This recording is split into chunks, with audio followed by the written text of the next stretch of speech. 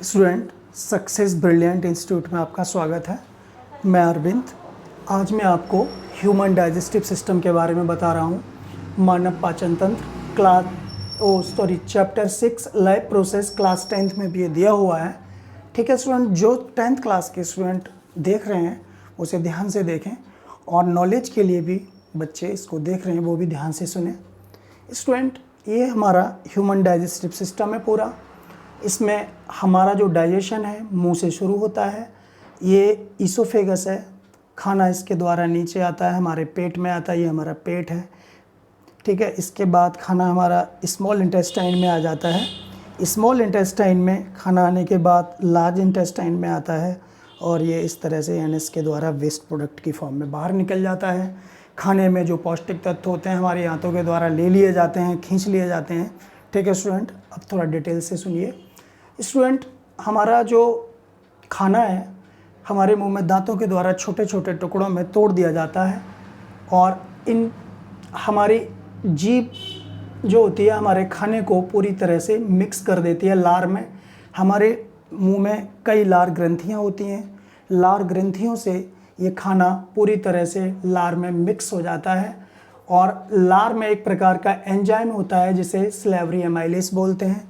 Slavery amylase लार क्या काम करती है? एक तो खाने को मिक्स करने का काम करती है जिससे खाना नीचे आसानी से उतर जाए।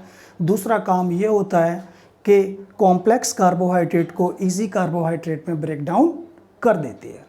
कॉम्प्लेक्स कार्बोहाइड्रेट यानी कि स्टार्च को इजी शुगर में ब्रेक डाउन कर देती है। तो इस तरह से खाने का 30% हिस्सा कार्बोहाइड्रेट का 30% हिस्सा जो होता है डाइजेस्ट हमारे मुंह में ही हो जाता है। ठीक है, खाना यहाँ से नीचे जाता है, ये ईसोफेगस बोलते हैं इसको। इसमें एक पेरिस्टाल्टिक मूवमेंट होता है, इस मूवमेंट के द्वारा ही खाना नीचे आता है। खाना जब हमारे आमाशय में पहुँचता है, जे शेप का ये होता है। ये जैसे जैसे खाना इसमें भरता जाता है, ये इलास्टिक टाइप का होता है, उतना ही फैल जाता है ये। ठीक है स्टूडेंट, तो ये खाना जब यहाँ पर जाता है तो हमारे इस स्टोमक में 3 टाइप के गैस्ट्रिक जूस होते हैं, पेप्सिन, HCl और म्यूकस। पेप्सिन नाम का एक एंजाइम है, ये बहुत इंपॉर्टेंट। ये प्रोटीन को डाइजेस्ट करता है। प्रोटीन का डाइजेशन हमारे पेट में ही हो जाता है। हाइड्रोक्लोरिक के 2 काम होते हैं मेनली। पहला तो बाहर से खाने में बहुत सारे बैक्टीरिया हो सकते हैं, उनको मार देता है।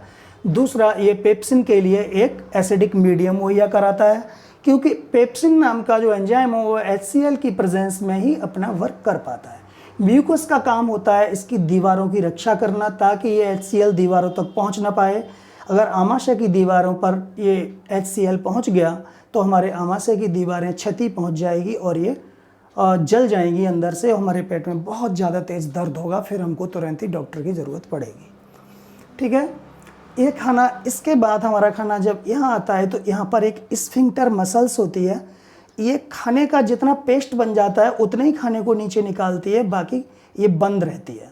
ठीक है, जितना ही पेस्ट की फॉर्म में बन जाता है खाना उतना ही नीचे निकाल देती है। ठीक है, और इसके बाद यहीं पर हमारे गॉल ब्लैडर से बाइल जूस निकलता है। बाइल जूस, ये देखो एक बहुत बड़ी ग्रंथि है, ये ग्लैंड है, इसको कहते हैं लीवर। लीवर के गॉल ब्लैडर में बाइल जूस इकट्ठा होता है। ये लीवर है, ये गॉल ब्लैडर है, इससे एक सीक्रेशन निकलता है, स्राव निकलता है जो गॉल ब्लैडर में इकट्ठा होता है, और ये बाइल डक्ट है। ये बाइल डक्ट यानी गॉल ब्लैडर से नली जो आंत में जाती है, मिलती है, वो वहाँ पर जितनी ज़रूरत होती है उतना ही। ज़रूरत कैसे होती है? हमारे ब्रेन से सारे काम जो होते हैं कंट्रोल होते हैं। तो ये सारा का सारा यहाँ पर जितने ज़रूरत होती है वो हमें कुछ नहीं करना पड़ता। बूंद, 2 बूंद, 4 बूंद, 10 बूंद, जितना भी होता है वो नीचे आता रहता है।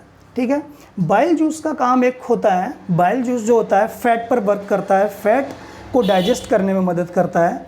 फैट के बड़े बड़े मॉलिक्यूल को छोटे छोटे मॉलिक्यूल में ब्रेक डाउन कर देता है, ताकि वो आगे चल के आसानी से फैट डाइजेस्ट हो सके। स्टूडेंट, ये अब पैनक्रियास का काम सुन लीजिए। पैनक्रियास से बहुत इंपॉर्टेंट एंजाइम निकलते हैं, इसे पैनक्रियाटिक जूस कहते हैं, जिसमें एक ट्रिप्सिन होता है। ट्रिप्सिन नाम का एंजाइम प्रोटीन को डाइजेस्ट कर देता है। ठीक है, प्रोटीन का डाइजेशन हमारे पेट में भी हुआ था, और प्रोटीन का डाइजेशन ट्रिप्सिन भी करता है। इस तरह से सारा का सारा प्रोटीन डाइजेस्ट हो जाता है। दूसरी बात यह है कि जो ये बाइल जूस है ये जो होता है वो बेसिक नेचर का होता है, बाइल जूस बेसिक नेचर का होता है, और ये पैनक्रियाटिक जूस जो होते हैं वो बेसिक नेचर में ही वर्क कर सकते हैं, एसिडिक नेचर में ये वर्क नहीं करते। स्टूडेंट, खाना अब नीचे आ जाता है स्मॉल इंटेस्टाइन में। स्मॉल इंटेस्टाइन में बहुत सारे इंटेस्टिनल जूस होते हैं जो खाने को पूरी तरह से डाइजेस्ट कर देते हैं। हमारे खाने का जो कंप्लीट डाइजेशन हमारी स्मॉल इंटेस्टाइन में ही होता है। जब खाने का डाइजेशन हो जाता है तो कार्बोहाइड्रेट ग्लूकोज में चेंज हो जाता है, फैटी एसिड में चेंज हो जाता है, और प्रोटीन एमिनो एसिड में चेंज हो जाता है। यानी small intestine is the complete site of digestion. समझ गए ना? कार्बोहाइड्रेट हमेशा ग्लूकोज में चेंज होता है, फैटी एसिड में चेंज होता है, प्रोटीन एमिनो एसिड में चेंज होता है, और इस तरह से हमारा कंप्लीट डाइजेशन हो जाता है। तो इसके बाद हमारे आंत में, इंटेस्टाइन में छोटे छोटे उंगलियों के समान संरचनाएं होती हैं जिन्हें विली बोलते हैं। वो खाना डाइजेस्ट हो जाता है, विली उसको एब्जॉर्ब करके ब्लड में मिला देती है, जहाँ पर उसका रेस्पिरेशन होता है और हमें एनर्जी मिलती है, और बाकी खाना जो वेस्ट प्रोडक्ट है वो बड़ी आंत में चला जाता है। बड़ी आंत में खाना का जो वाटर का पानी का हिस्सा है वो अवशोषित हो जाता है, और इस तरह से हमारा जो खाना है पूरी तरह से मल बन जाता है, एक्सक्रीटा बन जाता है, और मलाशय में इकट्ठा हो जाता है, और इस तरह से एक गुदाद्वार द्वारा वेस्ट प्रोडक्ट की फॉर्म में बाहर निकल जाता है। स्टूडेंट, समझ में आ गया होगा, और अगर समझ में नहीं आया है तो एक बार ये वीडियो अवश्य देख लें, और आगे भी वीडियो बनाता रहूँगा। आपका सहयोग चाहिए। धन्यवाद।